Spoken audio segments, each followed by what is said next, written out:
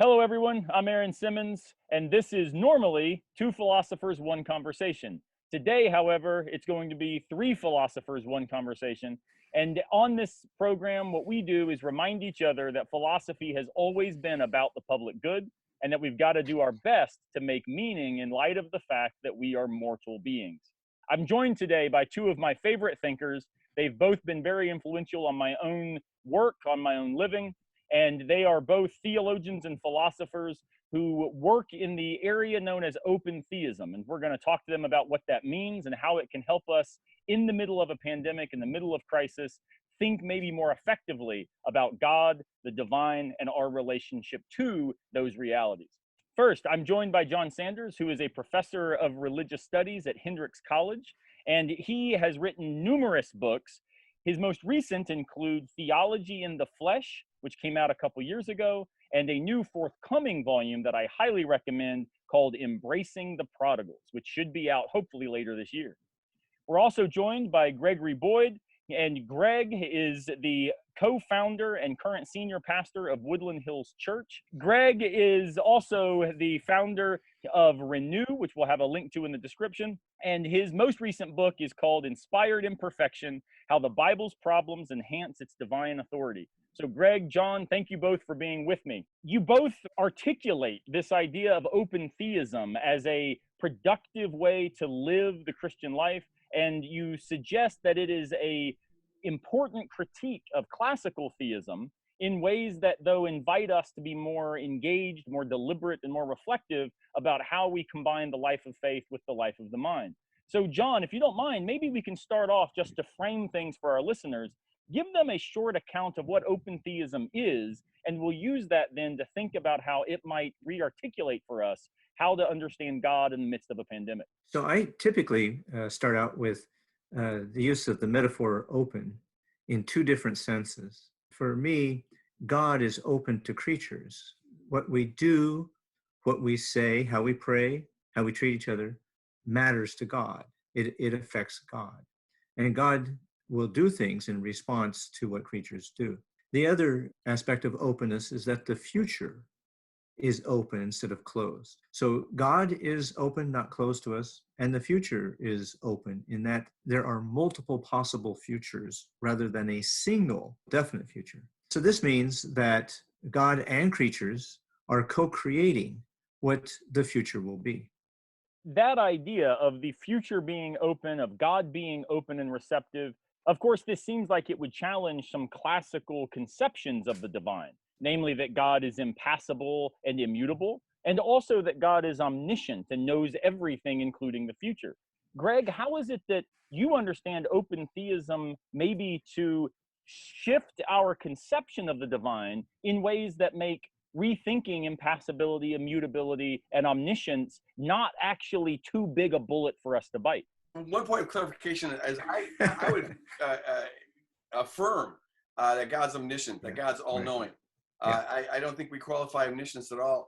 It's not the scope or the perfection of God's knowledge that we're questioning. It's the reality that God knows. And in our view, God created this world populated with free agents, and to the degree that the future is up to our decision making, to that degree it's open. It consists of possibilities rather than settled facts. And so God knows it precisely because God's omniscient. God would know the future partly as a domain of possibilities. The other things that John was talking about are also in play here, how God is open to us. So like in the open view, God wouldn't be impassible. In fact, if you base your view of God on the cross, the last thing you'd ever conclude is that God is incapable of suffering. That's what impassibility means. Or immutability in the classical tradition means that God can't be affected by anything. Even God's knowledge isn't dependent on what God knows. God knows things only because God's the cause of them. That's Aquinas. Well, in the open view, no, we think that people and angels and other agents genuinely affect God. In contrast to process thought, where God and the world are always kind of in a co-eternal necessary relationship, in the open view that John and I are advocating, God is a creator ex nihilo. God could have created different kinds of worlds, but he chose to create this one. And so of his own free decision, now he's empowered us to be partners. One of the things that I like about open theism is that it's able to find what John and I have actually referred to as a Goldilocks positions between the arrogance sometimes and certainty of classical theism and sometimes the vacuity or the indeterminacy that tends to haunt, I think, many options in process. How is it that we could make sense of something like the way this will all work out if it turns out that the future is open and God is open to us? Maybe, John, we can start with you. Okay, so I believe that God's overarching purposes never change, but God's plans and activities do often change in response to what creatures do or fail to do. And so I take things like Moses' response to God in the book of Exodus, where Moses says, I don't want to go back to Egypt. And God says, well, how about your brother Aaron? He's a good speaker. How about him? So God seeks to meet Moses's felt needs. And then later on in the book, God says, I'm going to do this. And Moses says, I don't like that idea. And God says, well, okay, we can go your path. So the future of Israel was dependent not only upon God's purposes, but on Moses's decision, and that God was open to what Moses wanted to do. So the actual history we have is dependent upon both God and the creatures, what they decide. And so I believe that's also true about much of the eschaton. I read apocalyptic texts in the Bible as basically saying, yeah, things are really bad now. The believers are suffering. It's horrible. But God will win in the end. So there's an overarching victory of God that's coming. Exactly how it will play out, that I don't believe the scriptures actually give. Now, those from a dispensational theology, many evangelicals affirm this, and we're in the end times, that kind of thing. They don't like that, and they want specificity and detail. And in my view of the openness, again, not all open theist thinkers affirm the path that I go, but in my view, much of that is relatively uncertain. Exactly what the eschaton will look like is yet to be determined. Yeah, I suspect John and I, if we agree on the principle, we might disagree on the application of it. And what would probably drive this would be exegesis. But I agree with John. It's a matter of parameters. How much rope did God give us to hang ourselves with, and how long does that go? In First Peter, it talks about how let's live godly lives to hasten the coming of the Lord. And so it seems like there's a flexibility built in there. It's not like it's already on the calendar. God's waiting to see the bride shape up, and there's probably other, bunch of other variables. But I think it's important, emphatic for exegetical reasons, for preaching reasons, to emphasize the victory in Christ. I don't think the open view has a unique way of fleshing out the already not yet tension of the New Testament. Yeah. Everyone has to wrestle with that. But I think that's just an important reality for believers to live in. In one sense, he's already victorious. He's already proclaimed it. And, it says in 1 Peter that a day with us is 1,000 years with the Lord, 1,000 years a day, which doesn't mean that God's timeless. It still is a sequence of time. But for God, any measurement of time, having existed forever, any duration of time would be infinitely short. And so I think for God, it's in principle done. But in our experience, it takes a while to unfold all that. And there's genuine openness and contingency in the unfolding of it. Whatever else I'd say about the parameters, I would say this, that while God has got a claim on everybody, God will never force anybody. God can't force anyone to. Salvation is a process. It's a relationship. And a forced relationship, a coerced relationship, a manipulated relationship isn't a genuine relationship. What of course both of you are stressing is what is sometimes referred to as the relational theology that openness theism conveys. That God is person and personal, and this relational dynamic, the engagement with the world, is one that plays out in necessarily anthropomorphic terms. And in this way, John, maybe you could say something about how your recent work speaks to the importance of human embodiment and human experience as in fact conditioning the way in which the divine would enter some sort of relational connection with human history. There are people in most Europeans and Indo-European languages that will say, the lamp or the telephone is to my left side or it's to your right. But there are Aboriginal peoples in many parts of the world who use what's called an allocentric frame of reference. And so for them, they'd have to say, oh, the telephone is to your southeast. And they would never say to my left or right. They're not egocentric. They are always cardinal directions centered.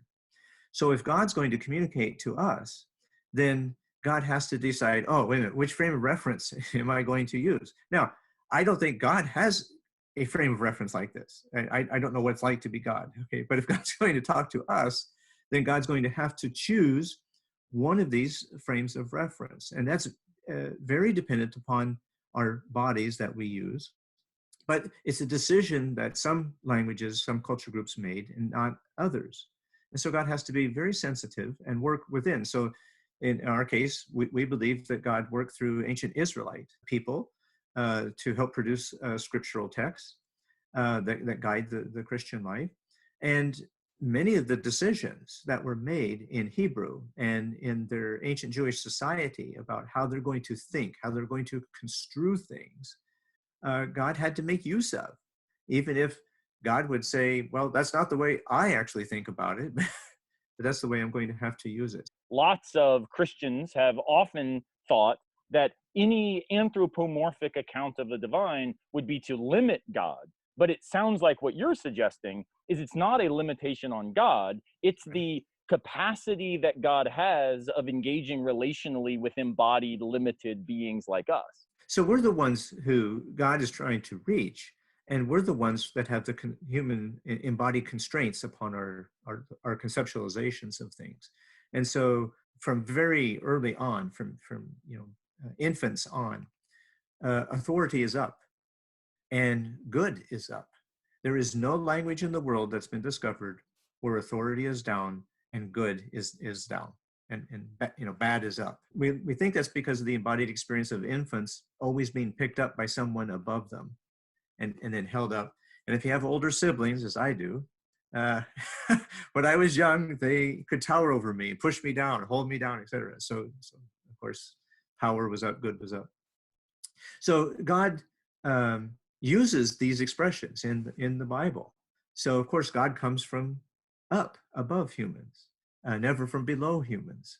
That's just so if God's going to communicate to us, then God has to use these embodied conceptualizations. And the Bible is full of them, and all theology. And it doesn't matter whether you're Gregory of Nyssa, whom I deeply respect, and Gregory says, oh, if we could only think of God without embodied cognition. And he goes on to talk about the brightness of God, the light of God, and even the transcendent, if you say the word transcendence, well, above and beyond. Well, those are human conceptions. So there is no way to escape these human conceptualizations of God. So Feuerbach took that and said, oh, since all we have are human ideas about God, therefore, God is simply a human idea. And no, that doesn't follow. That's a non sequitur. It's extremely helpful. And of course, Greg, here John is talking about the way the Bible also is enmeshed in human embodiment, where it is a linguistic document that is anchored in the languages used by humans in light of their experience and their cultural heritage. Absolutely. Your recent book speaks about this as actually a benefit, as actually what part, it's this aspect of the Bible's anchoring in human experience that makes it so profoundly instructive about God. How is that the case? Why is this not just the classical claim, oh, the Bible's just a human book, it's got plenty of errors and mistakes like all books? Why is this something that actually counts in favor of it? Well, Jesus says that all scripture bears witness to him. And in Luke, he says more specifically about how he has to suffer before he's glorified. I make the case that the center of all scripture is Jesus. And the center of what Jesus is about is on the cross. The cross sums up everything he was about, weaves it all together. When you look at the Bible through that lens, as though it's all intended to point towards him, one of the things I first noticed is that the cross reveals a God who accommodates, a God who comes down to our level, takes on our form, enters into our sin, takes on our judgment in order to be in relationship with us. Takes on the ugliness, and not only takes on the appearance of humanity, because he is a full human, but bears the ugliness of that sin.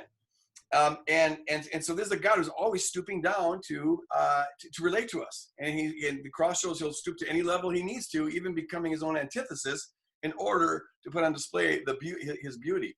And the depths to which he's willing to stoop out of love for us reveals the perfection of the love that he is. And so the whole Bible is a story about the God who is always willing to stoop down, meet us where we're at, bearing our sin, sometimes taking on ugly appearances that reflect that sin, as I think happens with the violent depictions of God in the Old Testament. But all of it bears witness to the God who is fully revealed on the cross. John, the way that Greg's just articulated, what we might call a God who stoops down, that this seems to engage something you've recently developed, which is these cognitive differences, these orientations that play out in our American public lives between an authoritative and a nurturant conception of authority. What Greg's just described, of course, would be something like a nurturant conception of divine authority, as opposed to the authoritative conception where God would rule from on high rather than getting the divine hands messy in the matter of human affairs. How is it that this distinction between authoritative and nurturant conceptions of authority and the divine play out then, or predict the way that we interact as social beings? I developed this a little bit in my book, Theology in the Flesh, but a promotion here for hopefully in September, the book Embracing Prodigals is all about this distinction.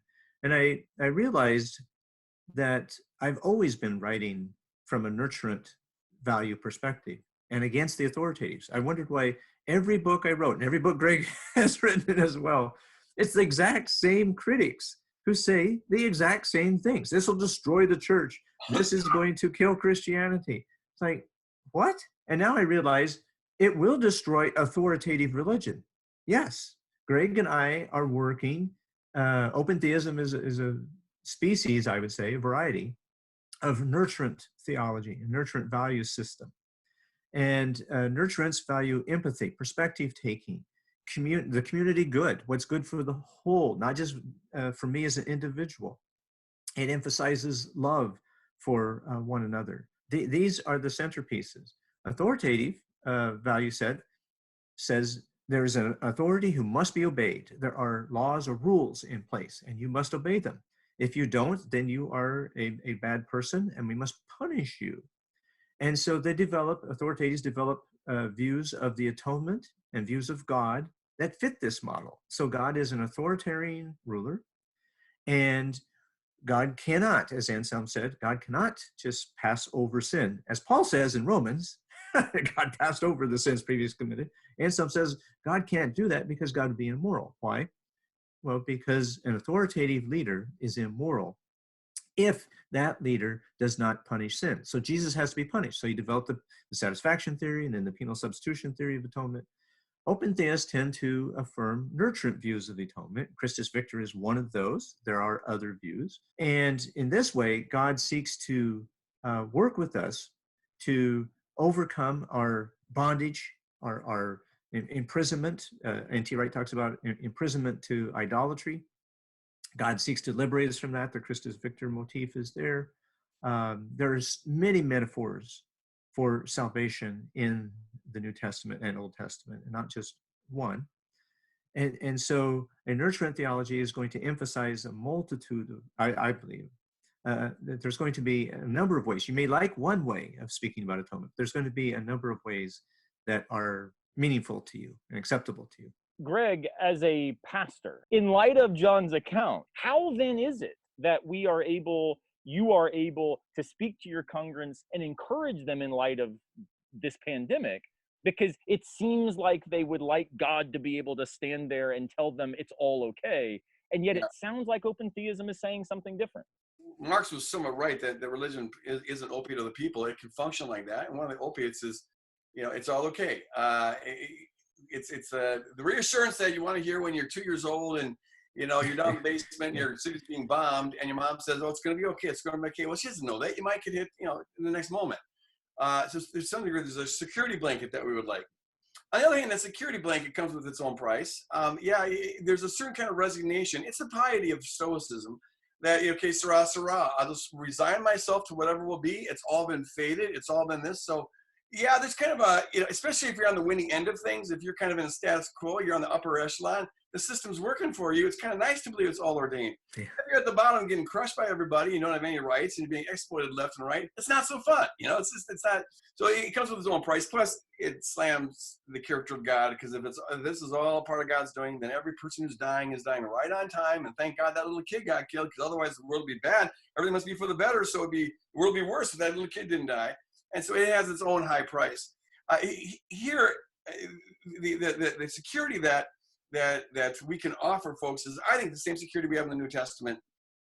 And it's not that everything right now is going wonderful. In the New Testament, we're caught in a war zone. It's a battle. It's people taking hits. Jesus says you will have trials. Okay, that's a promise of God. You can count on that. Take that one to the bank. Here's a promise of God you can stand on. But the assurance is it will be okay. Okay, persevere. Be held and hang on. And in the end, it will be more than worth it. What makes that such an incredible promise is that right now it sucks so bad. For Paul to say that the sufferings of this present age can't be compared to the glory which God has in store for those who love him, that is, when you consider some of the nightmarish, truly god-awful nightmarish things that go on here, to say that it's not even comparable, it's like, I'd be happy to break even, but to say it's, so that is the hope that we're to be living with that long game, knowing it lasts forever. But right now, we're supposed to be fighting this stuff, and that Stoicism, the Stoics tried really hard to avoid this conclusion, but it's almost inescapable. It's the whole lazy man argument. It's really hard to get motivated when you believe that everything is already done. It's just this, and you can say, well, maybe I'm predestined to go and help that person. That's why they're predestined to be in need. Well, fine. But it doesn't have the same feel as if it really is up to me. Like if things, so in the open view, because the future is not pre-settled, not even in God's mind, okay, possibilities are the ultimate real thing about the future. Because of that, we genuinely have say-so. Your free decisions genuinely affect what comes to pass. Your prayer genuinely affects what comes to pass. There's good that you can do that will not be done unless you choose to do it. And there's evil that will happen that could have been avoided if you won't choose to do that. What you do makes a difference. And that's, I think, what gives our life significance. So one of the metaphors for understanding the believers in the world is we're called the body of Christ. And so if we are the physical body of Christ on earth, we are God's hands, God's legs, God's voices, mouthpieces, and ears to listen to others and care for others. So in this pandemic, we're the ones that God is relying on to love one another, to keep physical distancing, to wash hands multiple times, to keep away from people who are quite susceptible. If they get the virus, the odds of dying are high. Well, God's relying upon us. I can't just go to my 88-year-old mother and say, "Hey, Mom, I'm coming to visit," and I didn't even wash my hands after I touched the gas pumps, and I went inside and got snacks, and and my mom would be happy to see me. There's no question about that. But my concern for her says, no, that would be a harmful thing. That would not be a loving activity to do that. So God is relying upon us as the body of Christ to share the love that the Trinity has with one another and to care about them. And so following the guidance of the medical experts, I think is quite pertinent here in order to really be the people of God on earth. One of the ways that I appreciate open theism is that it not only invites us to engage in a shared hope, but in, John, what you're describing as you might call a solidarity of shared action. Yeah. Where God calls us to do things in the world in order to live into the hope that God has offered to us for the future. But of course, you both are very well aware of the objection that says, but look, then since you've abandoned the slide to process theism, where we would deny divine omnipotence, where the reason that we can make sense of God in a pandemic is because, as Whitehead says, God is a fellow sufferer who understands, but God can't prevent this sort of thing, and that's just part of the nature of reality. But Greg, when you say that prayer changes things, it's impactful in the world. This is how we avoid the stoic resignation about relating to God and our own action. What do you say then to the idea that someone says, but you affirm that God is omnipotent in ways that can unilaterally intervene in human history? Couldn't God have stopped this pandemic 1 minute before that animal transferred it to the human? Why is it the case that this kind of suffering, even if God is calling us to be active in the world, to share each other's burdens, it seems like God has allowed an awful lot of burdens that could have been prevented? Why didn't God do something? Greg, how is it you respond to that worry, that objection from so many people? Sure. Let me first say a word. I'd like to go back to just make one little. I can imagine somebody making this objection that we should just register, and that is, I've met, I'm sure John has met plenty of, or at least some open theists who are totally authoritarian in their conception of God. So Yes. an open theist does not guarantee. Right. And in fact, I'm a Calvinist who have more of a nurturing view of God, even though their theology kind of goes against it. I think openness, because it has a sharing God, would incline more towards a nurturing view, but it doesn't necessarily. And in fact, you find ancient Greek philosophers like Alexander, who was an open theist, Aphrodite. but he had a totally non-Christian view of God. Right. So I want to make that distinction. The other question then is this, that, why doesn't God intervene the moment beforehand and do something, whatever? The most succinct thing I could say, and I've got Insane the Problem of Evil, I spent a couple hundred pages talking about this, but the most succinct thing I'd say is this. To the degree that God gives genuine say-so to humans, and I would argue as angelic beings as well, to that degree, God can't intervene and stop it unilaterally. Free will is by nature irrevocable. So if free will is my ability to go this way to this degree or that way to that degree, then if God gives me that ability, he can't stop me from going that way to that degree just because he doesn't like it. Because if he did, then he clearly didn't give me the ability to go this way or that way. And so it's inherently irrevocable. And it's finite in time and finite in duration, but it is real. And the ripple effects of those go throughout all time. We make decisions, they're like pebbles dropped in a pond, and it causes ripple effects that intersect with other ripple effects, other decisions. And what comes to pass is the sum result of all of that. And so in the end, I would say God can't. God can't, not because God's limited in power, but because of the kind of world God decided to create. If you're going to create a world with free agents, then you have to operate by influence rather than coercion. And that is what allows there to be evil in this world. John, with that idea in place, one of the things, of course, that seems tricky is the idea that, well, how then does prayer function to create certain activities from the divine? Is it the case that God is sort of, as one of your critics once suggested, sitting up, hand wringing, hoping that we'll do the right thing? Bruce Ware, yeah. And then excited when yes, I got the right prayer. Now I can do something. Yeah. How is it that we would articulate the trust we have in the divine to be moving in the world in ways that are allowing our hopes to remain sure? Yeah. So I do believe that God responds to prayers of individuals and groups. I don't believe that God is waiting for us to pray before God can do anything. I believe that God is active in ways that, and here I can't give specific evidence. It's a point of my view that God is active in ways that I cannot fathom and that are unknown to me. And that God is always working very pervasively to try to get us, to influence us, again, as Greg said, to influence us, to do things that will be helpful to others and loving towards others. We both believe that God can unilaterally, actively do something in the world. But I think that those are relatively rare instances. And I believe that we have to trust God, and it calls upon trust. And so we can say, well, God, why didn't you do something? But if it involves human or other creatures, their free will, then we already have the answer to that. That's not a question anymore. But if it's a question of, why did the lightning strike? That's not an agent. I don't take storms as agents. And so you can ask the question of God of that. And there are views, such as my friend Tom Ward, who says, no, I can get out of that one as well. And process theism gets out of that one. And this is where open theism can get on the hook of evil, that we can't explain everything away.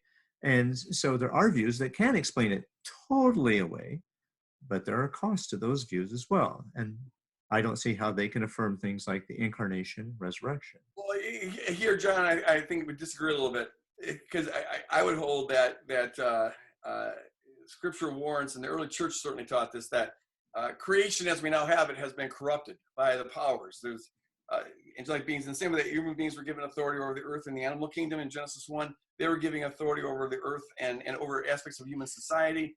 But then with the rebellion, everything under them gets corrupted. And so in this view, no one would say there's a particular demonic reason behind a lightning bolt, but that maybe kills people, whatever. But if it wasn't for the fact that this universe was fallen and under the oppressive, corrupting reign of the powers, we wouldn't be having life-threatening lightning bolts or coronaviruses or the rest. And with prayer, it depends what you mean by wait, John, but I do think God waits for prayer in the sense that there are things God would like to do that God can't do because his people don't align themselves in prayer. I would see prayer sort of like a trust fund, like the power of prayer is like a trust fund. Paul Billheimer talks about this in his great book on Destined for the Throne. But it's like a trust fund that has to be co-signed by the bank and the person releasing it. And so there's it says communication is all about relationship. Relationships all about communication. Right. It makes sense that God would put communicating with him at the center of everything, because relationships at the center of everything. And so I think talking to God, when the body aligns itself with God, it releases an influence in the world that otherwise wouldn't be there. And it's an influence for the kingdom. And one of the things, of course, that sort of ties some of these things, these different threads together, is the idea that, of course, if we affirm an authoritative model of authority and we affirm an authoritative model of the divine, the idea that God would need us to co-sign, of course, would be diminished. Right. And therefore, the activism of the church as a hopeful force for social justice would also be something that I think can be diminished. And there's a pattern for that. Right, in John's gospel, it says, Jesus says, I only do what I see the Father doing. And we're to follow his example. What we know God's doing, in Colossians 1, 19 and 20, it says, God is now working to reconcile everything in heaven and on earth by means of the cross. So there's this cross reconciliation that's going on everywhere. In Acts 17, Paul says that God, from the foundation of the world, has been working in the rising and the falling of nations to get people to search for him and possibly find him, even though he's not far from any of us, for in him we live and move and have our being. So this is a God who's persistently active, persistently present. Our job, since we know the direction God's moving in towards a cruciform direction where people will take on the character of Christ, we can partner with God in doing that. He's already doing it. Let's keep our eyes open and jump on board and be the answer to some of those prayers. So this, I think, anticipates a final question that I'll ask for both of you. It's actually a question that was asked to the American president recently, and I think received an authoritative answer, which was self-protective, insular, and didn't engage in the stooping down that nurturant leadership might model for us. And the question was simply this: what do you say to the 300+ million Americans, and of course globally, the 6.5, 7 billion global citizens that are genuinely scared, genuinely worried about themselves, their family, their job, their future? I've had students contact me and ask me questions like, should I even prepare for life after graduation? My graduation's been canceled, but how can I be guaranteed there's anything afterwards to begin with, right? And how is it that you speak? This we might say that what's happening is a kind of global lament moment. And in those moments, I think pastoral engagement, nurturant leadership is required. So what is it that each of you would say? Greg, I'll let you go first. What is it that you say to the people who are scared and look to you to say, so where is God? Can I continue to hope? How is it that you respond to this? I just spoke on this last week, so now I'm right now editing my sermon to see how can I put it in a 2-minute format. Okay, I think I've done it. The greatest hope I think I would offer people is the fact that our conception of God is based on Jesus Christ, and more specifically on Jesus Christ crucified, who rose from the dead. And the rising from the dead isn't a replacement of the cross way of life, it's the confirmation of it. It's the validation. This way of living, this way of loving, it wins in the end because this way reflects God's way. And what the cross tells us is that God is, on the cross, God entered in total solidarity with our humanity, and then total solidarity with our fallen state, our sin, and the consequences of that. So God's on the inside of our pain. God knows what it's like to be a human. God knows what it's like to be a guilty human, having suffered that on the cross. In fact, all the sin of the world. And so my answer to where is God is he's on the inside. Elie Wiesel in his haunting novel Night, he's 8 years old in Auschwitz, and this is the account of his experience. But they have to watch these 3 guys get executed. One of them's a 10-year-old boy who doesn't suffocate quickly. It takes him a half hour, and they have to watch him slowly be strangled. And someone in back of Elie Wiesel whispered, you heard him mumble, where is God? Where's the God of mercy? Where is God? And Elie Wiesel, in his heart, he said, I instantly knew it. He's up there he's hanging as that little boy on the tree. Now, Elie Wiesel, I think that's a metaphor for that's when God died for him. Because he couldn't take the idea that God's up there watching us in this misery. How could God not intervene and allow all this? But you really got to reframe. And I wonder how it might have been different for him if he could have believed in a God who's not up there watching this misery, but a God who's on the inside of it and experiencing the horror from the inside and doing that redemptively as a way of bringing love to the situation, light to the darkness, and hope out of despair. It might have been a different scene altogether, but that's my answer is God knows exactly what it's like to go through. He's on the inside of that pain. Work with him in order to bring redemptive value out of it. What's so powerful is the idea that the frustration with God is only possible because of the relationship also to the divine. The expectations we would have legitimate the critique and the frustration and the anger. And I think too often the authoritative God of certainty also necessitates a kind of, as you both said, resignating tone, right? Well, what will be, rather than the idea saying, no, God, you kind of suck at this right now, being actually one of the enactments of piety, right? Because I trust the divine, I am also deeply frustrated because it looks like this dark night of the soul is never ending. In C.S. Lewis's The Great Divorce, there's this haunting moment where a woman, Pam, is a ghost and she's walking through what is described as heaven, she's walking through because she's trying to find her dead son who has been taken from her, right? Maybe he was 10, my son is 10. So the Elie Wiesel story you just told is wrecking me. But she's walking looking for her son, Michael. And we see that the person traveling through heaven goes up to her and says, what's going on? And she says, I'm angry. God's got to give me back my son. What's wrong with God? Why would he do this? And the teacher basically looks to the person experiencing this and he says, what she doesn't understand is the idea that God too has lost. God too is waiting. God too is in this, right? And so the very hashtag of in this together, I have found a theological moment of hope. We are in this together in a very weird way because God is in it too, rather than God being abstracted from it and watching what occurs or ordaining it and then saying, trust me, it's all gonna be fine. God is also hashtag in this together. John, so how do you understand how to speak to the suffering of others in this moment? What do you say to them? Yeah. So 2 points briefly. One is I want to look at God's track record.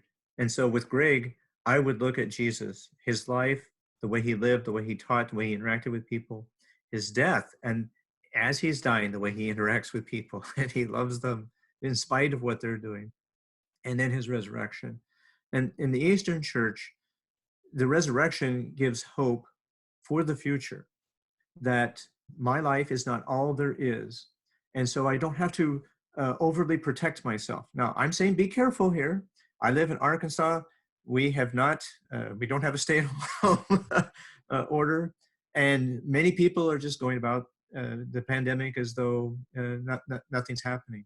But the hope of the resurrection is that I don't have to hoard things like food.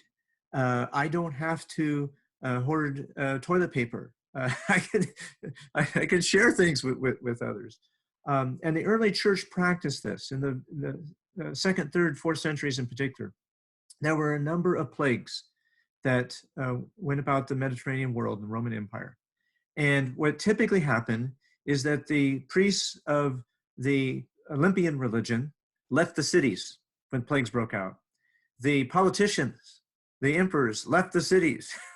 They went to their villas in the countryside to protect themselves and let the people in the cities die. It was the Christians who took care of even non-Christians, gave them basic medical care. And this was one of the things, and many of those people didn't survive. I mean, you just have somebody to help your fever, give you food.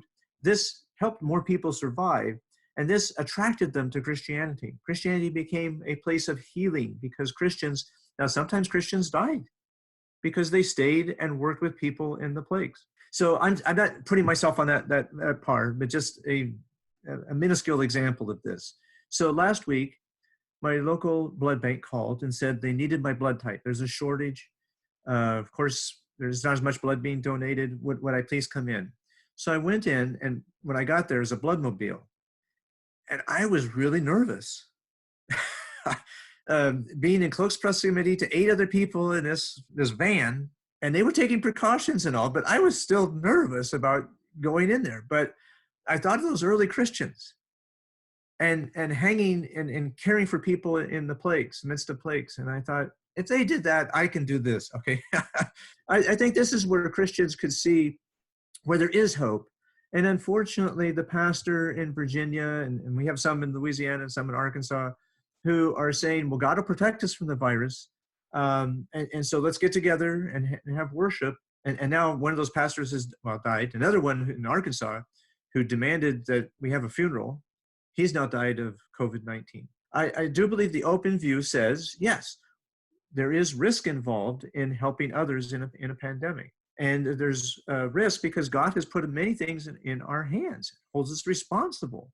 And so if we gather for worship in the midst of a virus that easily can spread, then we're not doing and living towards one another as God wants us to do.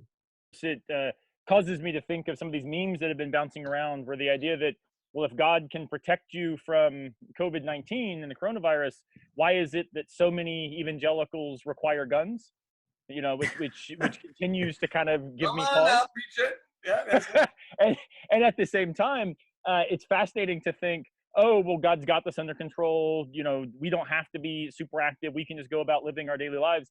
That also stands in odd contrast with, you know, the activism that then goes on around certain types of lifestyle choices, right, and reproductive rights, etc. So the kind of picking and choosing relative to when we should be activated as God's body seems rather strange and linked to a certain kind of political motivation in ways that a more nurturant conception, and I even say also attaching to a kind of liberation theological idea, recognizes that democratic existence is very synonymous with a kind of Christian conception of reaching out to the widow, the orphan, and the stranger. And in fact, Jacques Derrida, of course, non-Christian, he says he rightly passes as an atheist. He said once that if there were ever a democracy worthy of its name, it would be a Christian democracy that opens itself up even to loving its enemies. So the idea that nested in this Christian account is something that offers a hope for human solidarity, human activism, and justice, as Amos says, that will roll down like waters. It seems like that also might be encouragement, that if we work hard enough, if we work together, and if we love each other, that maybe there also will be, you know, N95 masks that roll down like waters because we've got to work helping make them, right?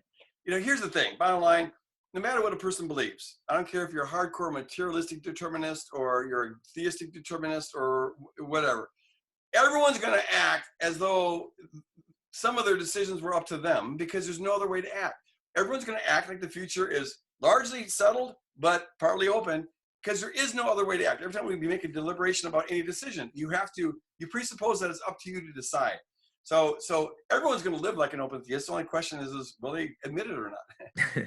And I also think that this is important in the context of viewers who may or may not be even religious. Right. The idea here, of course, is not that Greg and John, and of course I also identify as a Pentecostal open theist myself, that none of us are suggesting, oh, the goal then is to become a Christian. The goal is to recognize that Christianity, when understood in particular ways, is actually a model for living that has much to recommend it, right? Yeah. And that, I think, is inspirational. And I think that that connects very well with the task of philosophy about being for the public good.